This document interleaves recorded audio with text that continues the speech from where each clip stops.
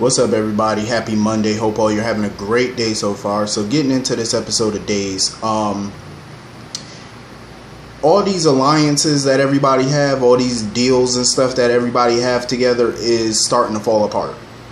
Like Brady, Gabby, their alliance is shaky. Kristen and Xander, their alliance is shaky. You know what I mean? Like, everybody's basically lying and scheming to get what they want, but all these partnerships that they're all entering to get what they want are on shaky ground at this point. Like, Brady he's finally starting to notice what I've been saying from day one. I've said this before in a previous video that Gabby was going to end up falling for Stefan. I knew it. I knew she was. And Brady is starting to finally notice it. But of course, Gabby's lying to him. She's lying to herself, talking about she not falling for him and she's sticking to the plan. She's full of piss and vinegar is what she is, because we all can see it. Stefan is starting to get under her skin. He's getting into her head. She's starting to like him more. The more time she spends with him, the more she's feeling him. My thing about Brady is that plan A seems to not be working all that well. So hopefully he has a plan B, because I wouldn't put all my faith in Gabby at this point. Especially when he's suspicious that she's starting to fall for Stefan.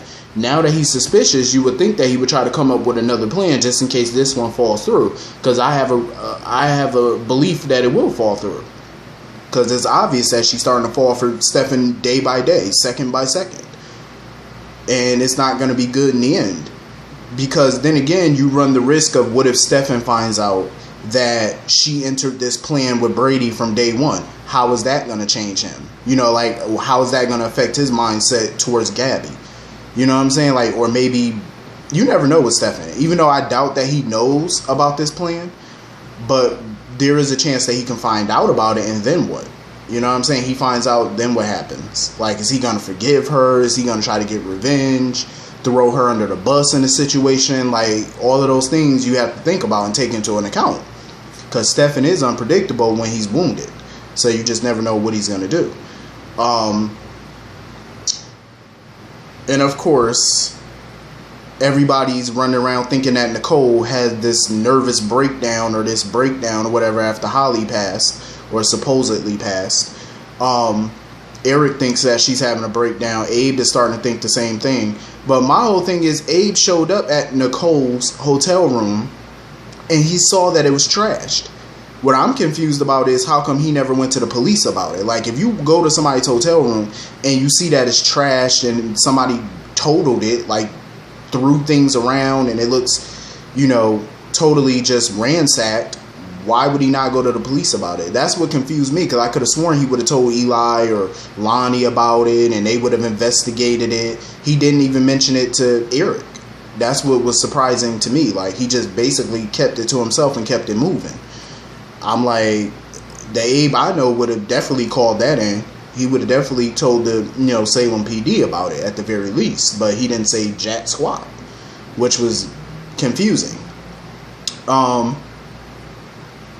Brady, everybody's starting to notice, obviously, something's off about Nicole, but they're still not putting the pieces together.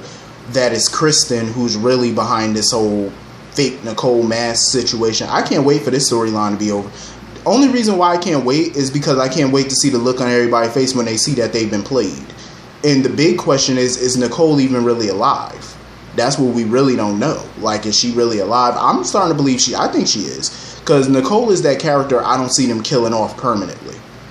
She's definitely, she's one of them characters you're definitely not killing off anytime soon, if ever. You know what I'm saying? Like, I just don't see them doing it. But she probably stashed away. Kristen probably got her stashed somewhere, probably drugged up or something. Or she's probably stashed somewhere with Holly or whatever the case may be. But I doubt she's dead, though. Highly doubt it. And of course, Brady is starting to notice that Nicole is, coming on to him, trying to get with him and stuff. Like, she's completely ignoring Eric, saying that she don't care for him and he's nothing to her. He means nothing to her.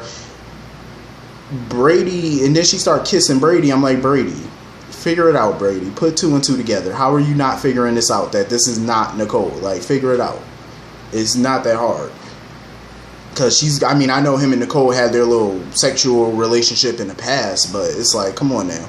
you notice something way off about her. Like, put two and two together. Like, come on now, think. But Brady's not the sharpest tool in the toolbox. We all know this. So it's probably going to take him a little longer to figure everything out as opposed to other people.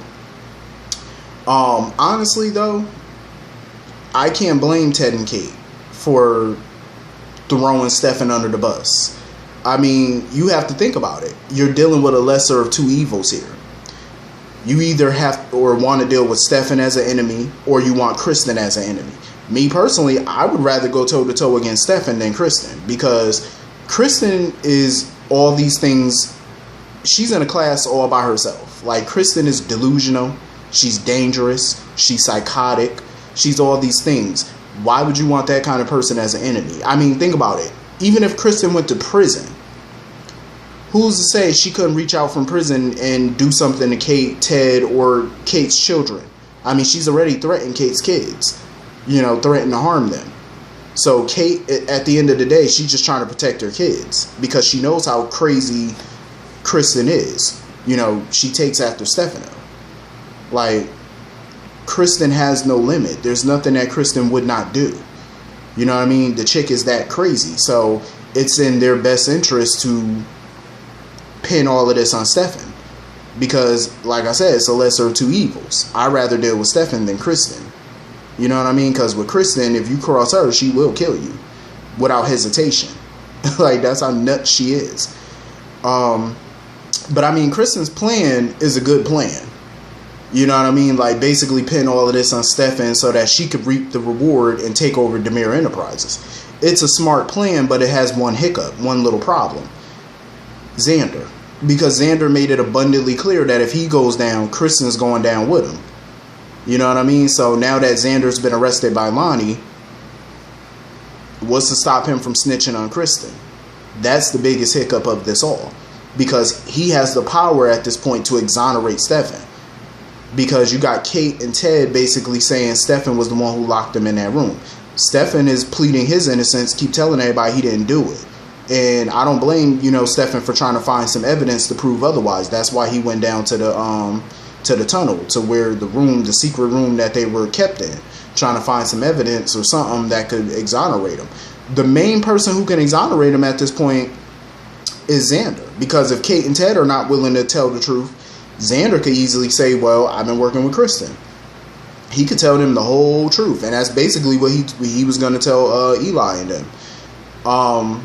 He wants immunity. I don't blame Xander.